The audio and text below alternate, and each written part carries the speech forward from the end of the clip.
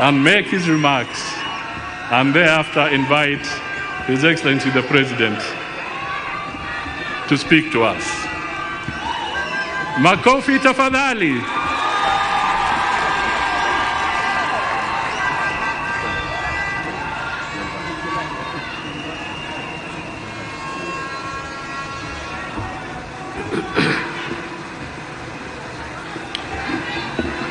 Your Excellency President William Ruto, Your Excellency First Lady Mama Rachel Ruto, all protocols as already established, I ride on them. No arms of government or agencies and the representations of foreign and friendly countries present. Your Excellency, sir, words fail me to explain how grateful I am today. I'll say that I am grateful to Almighty God who orders the steps and the affairs of every human being on earth. I am grateful to you, sir, for the honor you have given me to serve under you. Your Excellency, I've been your political student for nearly 20 years now, and nothing in the political space has helped me to pick up lessons more than the years that I have worked and served around you in various capacities. Therefore, Your Excellency, I'm grateful for the honor which you have given me. I promise you, before this congregation and before God, that I will not let you down for the privilege you have given me. Your Excellency, sir, in the same breath of gratitude, I am grateful to all the institutions who have facilitated this process, including the ceremony we are having today. And I want to agree with what my elder brother, His Excellency Musalia Mudavadi, has said. Whatever has happened in the last few weeks, and indeed in the recent past, is a testament of the maturity of our democracy, and is a testament that our institutions work. Your Excellency, sir, allow me, having thanked you, also to thank the very many people whom I have had an opportunity to learn from them. I may not enumerate all of them, but I've had the privilege of learning from so many great people. And even as we celebrate our Constitution and our democracy, I pay tribute to those who purposed to fight for and defend the establishment of our country and our constitutional order. I am grateful to those who are responsible for creating the Kenya that we live in today, in the past and in the present. I am grateful to those who fought for this Constitution, and I am grateful to all heroes of our country in the past and in the present. Your Excellency, I'm grateful to this country for raising me. And I've had so many people to help me grow into who I am today. And therefore, as I discharge the burden that you have placed me, Your Excellency, the burden you have placed on my shoulders, I am grateful that I will discharge that burden with the benefit of having grown and continuing to grow under the feet of not just my father and mother who gave birth to me, but the many elders of their generation who helped me to shape and make me what I am today over time. I am truly grateful. Those who taught me in the formal and the informal setup. Your Excellency, I'm grateful to my family. With your permission, I want to pay tribute to 4 people who have made huge sacrifices, especially in the 14 years, 15 years or so I have been in politics. Before then, I had spent a decade in academia, and of course, I'm also grateful to the professors and the colleagues with whom we worked with. But allow me, Your Excellency, today, on a moment like this one, to thank my wonderful wife, Joyce Kithure, a woman who has sacrificed, a professional in her own right, but who has sacrificed to raise our 3 children, Imani, Neema, and Mwende. Many, many, many days and nights of my absence as I served the country in different roles. I am very grateful to my wife and the children for being the foundation and providing the support that I have always required as I navigate this difficult space of public service. Having finished with gratitude, Your Excellency, I'll say 2 things before I invite you. The first is to affirm that throughout my journey, culminating with this moment, I have come to believe that Kenya is the country of possibility. Your Excellency, for a person such as I to stand here today and take oath of the office of the Deputy President, it can only happen in Kenya. Your Excellency, I was born 52 years ago in one of the remotest parts of Kenya. But because Kenya is the land and the homeland of possibilities, today I, perhaps the most unlikely person, is standing here today because Kenya has made it possible for anybody to become anything in this country. I don't take it for granted. And therefore, Your Excellency, as you lead us into the transformation of our country in the years ahead, I want to commit to support and assist you, together with the other colleagues in government, to realize a Kenya that has even greater opportunities, a more inclusive Kenya, a more democratic Kenya, and a more transformed Kenya. Your Excellency, I'm grateful because of the opportunity that Kenya provides for anyone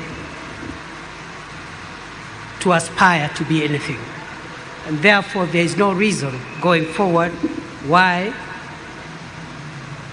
any person from anywhere, from whatever community, creed, religion, should not aspire to become anything in our country, because I am a testament that Kenya is the homeland of possibilities. Finally, Your Excellency, I have reflected on the words of the oath of office I have taken, both the oath of allegiance and also the oath for due execution of the functions of the office of the Deputy President. And in that regard, I want to commit to you, as I end my remarks, I want to commit to you before this congregation and before the Almighty God, who is acknowledged in the Constitution, that I will serve under you and provide you with the assistance and support you require to take this country to the next level. I commit I will be loyal and faithful. I will try the best of my ability to work hard together with the other colleagues to lighten the burden that you carry on your shoulders, Your Excellency. And therefore, I think for me, today is, if I may say so, a day when I have received the highest honor yet of my life. And I don't take that for granted. I want to pray that God will give me wisdom to do what I must. And to the colleagues whom we have worked with and will continue to work with, I want to say that I'll provide continuity so that we can be able to all work together and deliver for this country. I forgot, Your Excellency, to thank, when you gave me the task the last 2 years of serving in the Ministry of Interior, there are wonderful people whom I have worked with. Ngao, the police, the prisons, immigration, and all the departments and agencies in the Ministry of Interior. The little successes that we could have achieved, I attribute those successes to my colleagues. If there have been a few challenges, I take responsibility for those challenges. Your Excellency, with those many remarks, thank you very much for giving this privilege. And I now want to request that we be upstanding as we invite His Excellency President William Ruto to come and address us. Moja, mbili, tatu, ingine.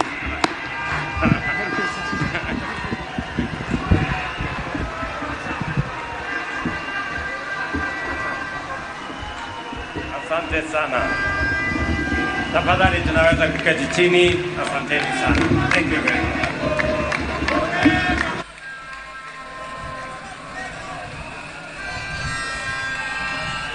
Your Excellency, Abraham Kithure Kindiki, Deputy President of the Republic of Kenya. Excellencies, Mr. Speaker of the National Assembly, Mr. Speaker of the Senate,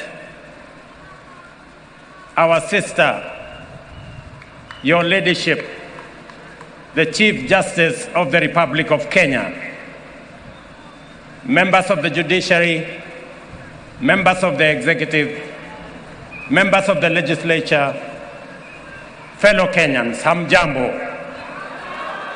Hamjambo tena. Bwana Yesu asifiwe. Assalamu alaikum. Hebu mnisalimie hivyo hewani nione ndugu wa Kenya.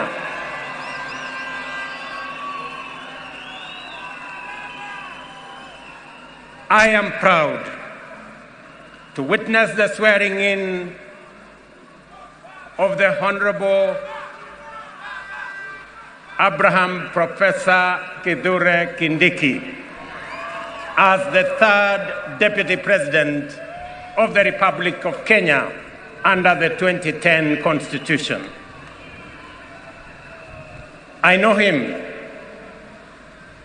as a dedicated professional whose commitment to excellence has helped us overcome daunting challenges, and as a tireless public servant on the path of national leadership.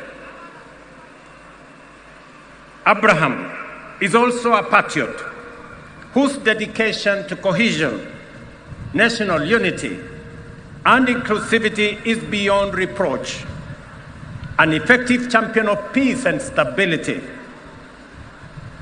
and across every part of our country, and a loyal steward of our bottom-up economic transformation agenda, whom together with many others, we crafted to take our country to the next level.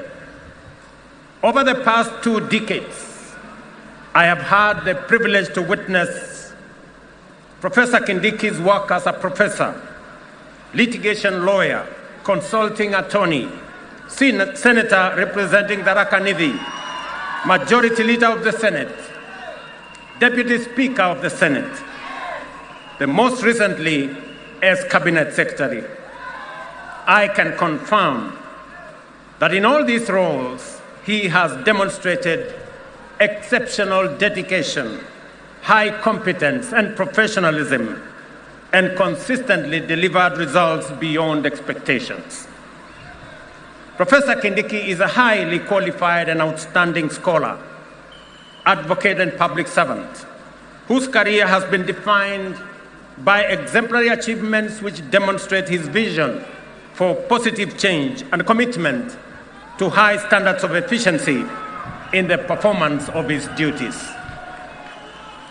At this stage of the implementation cycle of our national transformation agenda, the people of Kenya require a patriotic public servant and a consummate champion of our constitutional dispensation, our broad-based national governance framework, and the bottom-up economic transformation agenda to support the cabinet and the presidency in delivering in full and on time. This moment calls for an individual who takes pride in a job well done and is humble enough to be a loyal servant of the people, and who is selfless enough to reach out and mobilize the entirety of government towards delivering for Kenya.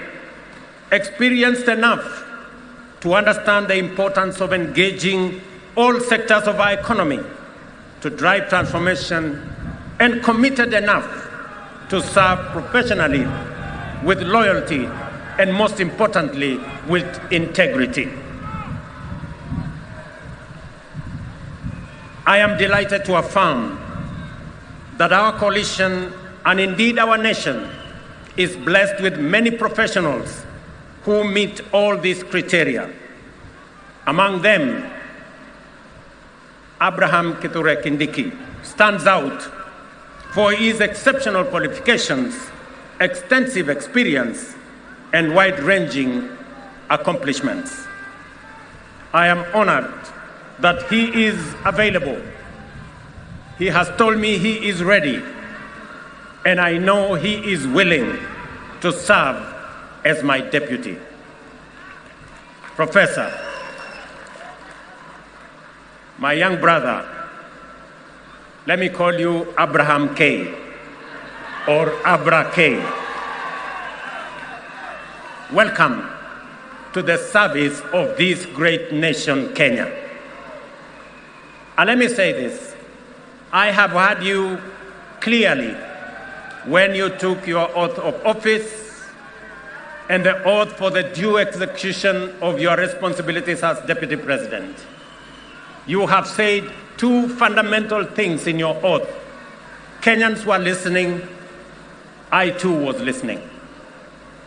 You said that you will serve the people of Kenya and the Republic of Kenya. Abrake, please serve the people of Kenya and the Republic of Kenya. As I told our principal secretaries, as I told our cabinet secretaries, and as I tell every public servant who has a responsibility, who has a duty, who has the honor to serve our nation, let us serve the people of Kenya and the Republic of Kenya. We are not here to serve ourselves or our families or our communities or our regions or our villages. We are here to serve the Republic of Kenya and the people of Kenya. The second thing that you have said in your oath, I said in my oath, I listened to principal secretaries and cabinet secretaries and others. You have said you will serve without fear, without favor, without affection, and without ill will. My brother Abrake, I listened to you. The people of Kenya were listening to you. Serve without bias, without ill will, without favor, without affection, and without fear. So that together, the people of Kenya can know that their public servants, all of us, elected, appointed in different categories, shall know that we have one nation, one country, one people, and we are called upon by the Constitution of Kenya to serve them without bias, without fear, without favor. And let me undertake in this very historic national ceremony to the people of Kenya. And I say this as MCAs listen to me, as members of parliament listen to me, as members of the executive listen to me, those in the judiciary, and those in the executive, that the people of Kenya, it doesn't matter, those who live near our oceans, near our lakes, in our mountains, in our valleys, in our arid and semi-arid areas, they are one people, one great nation called Kenya. And I want to commit, pledge, and undertake that we will serve the people of Kenya equally, and no part of Kenya, no community in Kenya, no section of Kenya, no region of Kenya shall be left behind. We are going to work together. I say this to our representatives. Every MCA knows that they were never voted by all the people in their ward. Every member of parliament knows the same, that they were never voted by all the people in their constituency. And so does my friends governors. They know that not everybody in their county voted for them. But they also know that they must serve all the people, whether they voted for them or did not vote for them. Professor, you and me have the honor to serve the people of Kenya.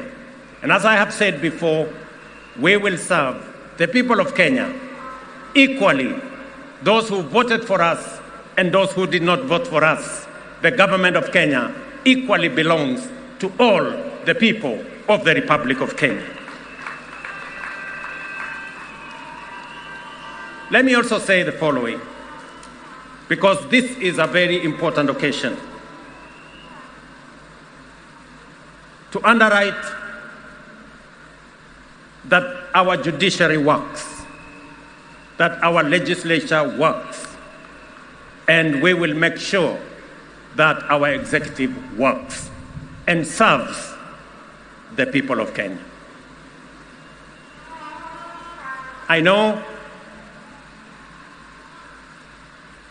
that we've gone through a journey, but in this journey, we have affirmed to both ourselves as the people of Kenya, to our friends, and to the international community, we have affirmed that Kenya is a constitutional democracy founded on the firm foundation of the rule of law.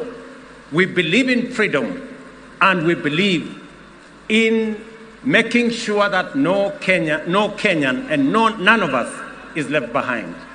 Today we stand here as a people, united, peaceful, because we are a democracy. We believe in our constitution. We believe in the rule of law, and we are a free people, and we make choices. Let me also say this to all of us who are public servants. It doesn't matter at what level. To all of us, we are reminded on this very historic day that we serve at the pleasure of the people of Kenya, and we serve under the provisions of the law and the Constitution of the Republic of Kenya. And that none of us, irrespective of the office we hold, is greater than what our Constitution says. We must obey, we must submit to the law and to the Constitution, because that is what makes us a nation. Let me say this as I conclude. We have made stride as a nation.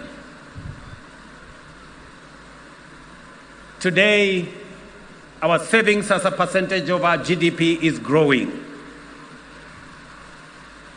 We have changed and we have transformed our education system. Today, we have more teachers. We just announced another 20,000 teachers. We have a new funding model that is student-based, which we are refining to make sure that no child in Kenya is left behind. My dear Professor Kindiki, I need your voice. I need your intellect to help me and to help members of our cabinet to profile the things we are doing, to speak to the things that we are doing. I have almost become a lonely voice in the executive, especially in the presidency, speaking about our projects, speaking about our programs, elaborating on what we are doing. You are eloquent, my brother. You are intelligent, my brother. I am confident that you will do that which I have missed for the last 2 years. I know you will.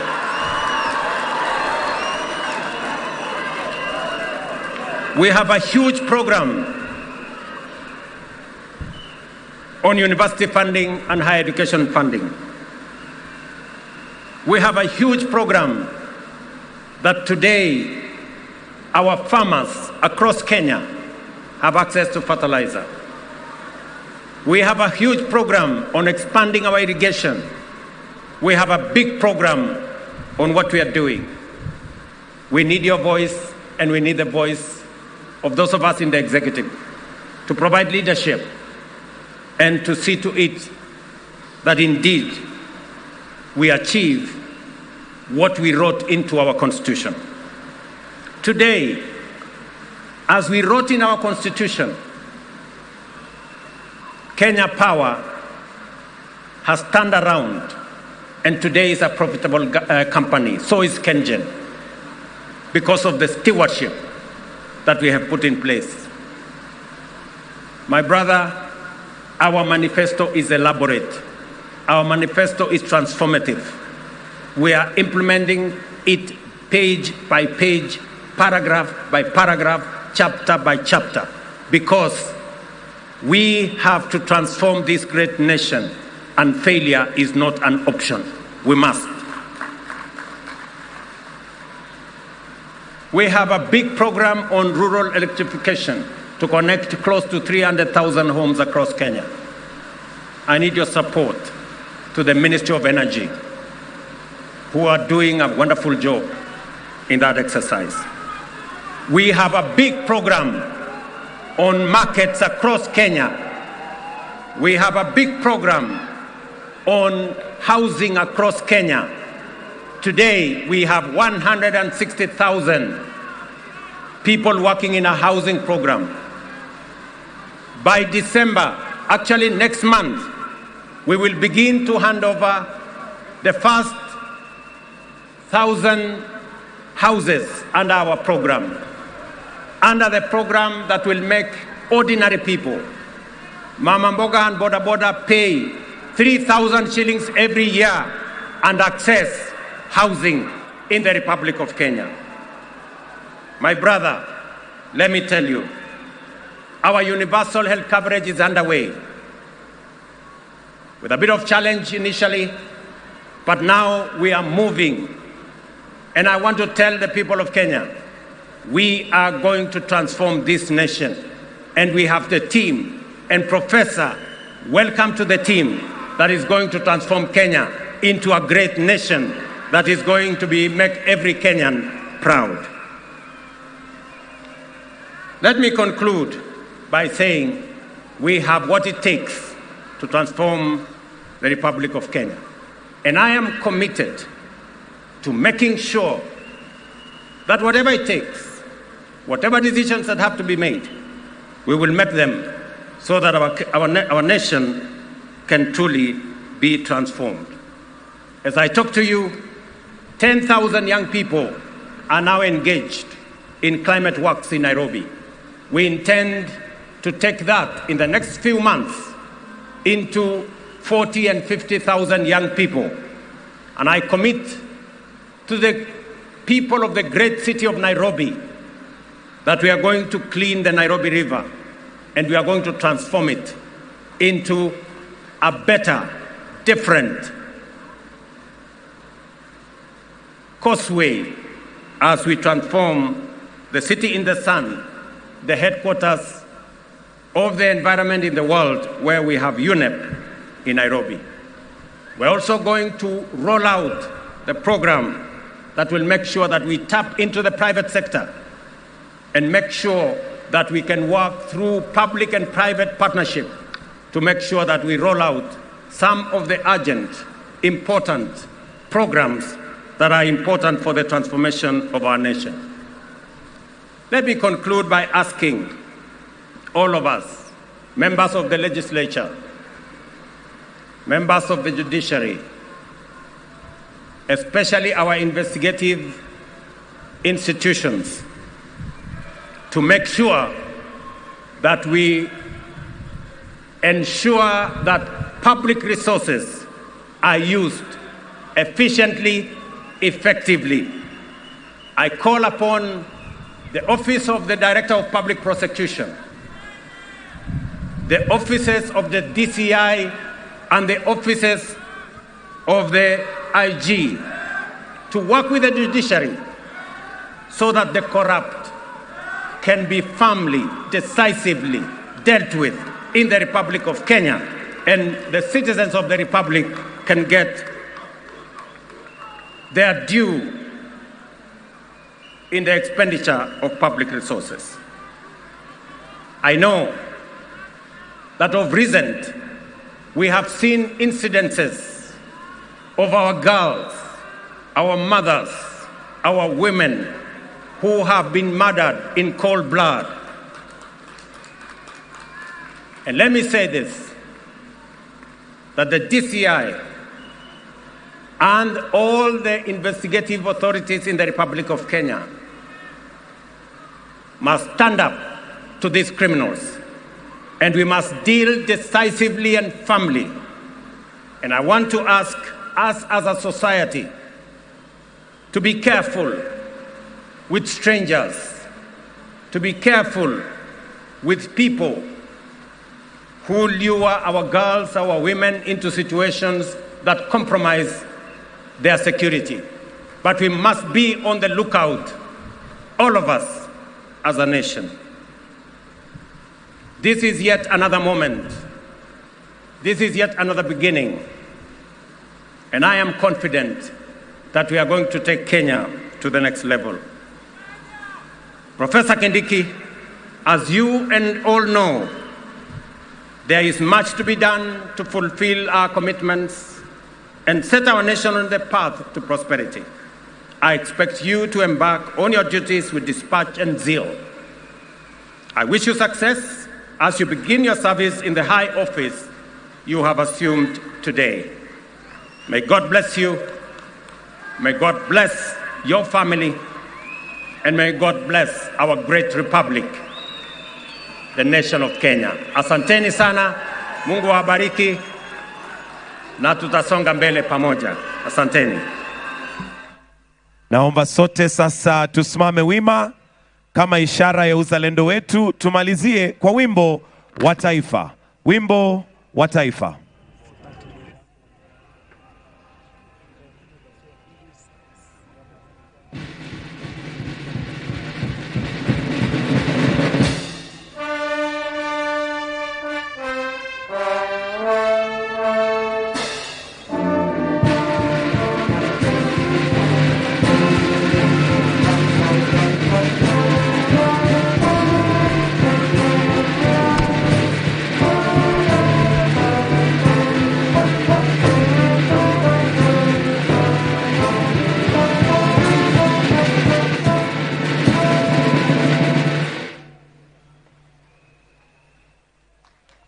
Basi tusimame mahali tulipo tukimpatia rais nafasi ya kutoka katika starehe zake.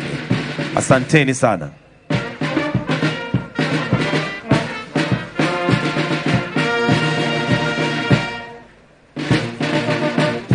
Tutamruhusu Mheshimiwa Rais aweze kuondoka na kisha Mheshimiwa Naibu Rais atafuata nyuma wakiandamana pamoja na viongozi wengine.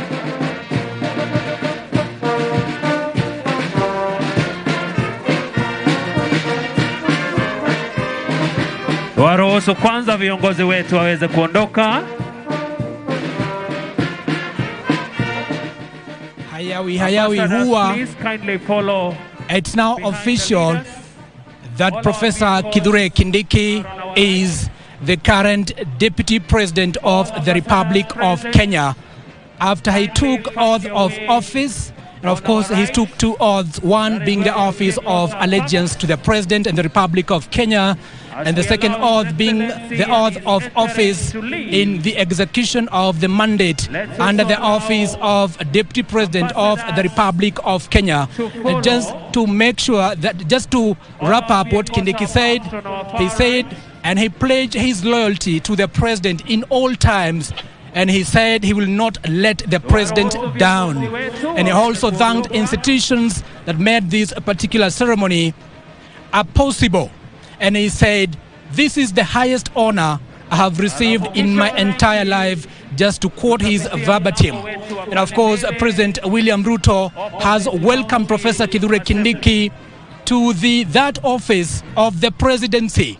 And now, as Professor Kithure Kindiki came in as a Deputy President designate, he now goes home, or he goes with two titles, one being His Excellency, and of course the Deputy President of the Republic of Kenya.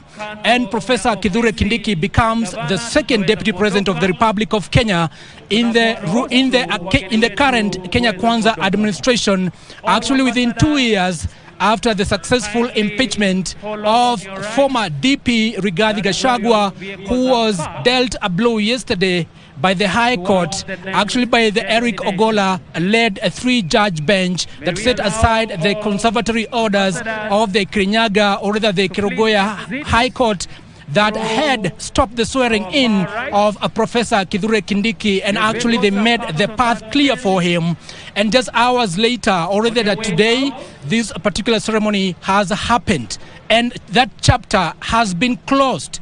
And whatever the outcome of the judiciary, or rather the courts, will be made maybe days or even weeks or even months or years later in regards to the impeachment of former DP Rigathi Gachagua, will be left to be seen what actually will happen regardless of that outcome. And in this particular event, President Ruto has asked Kindiki to make sure that the government will serve the people of Kenya and the Republic of Kenya. And he said, just to quote him, "We are not here to serve ourselves, we are not here to serve our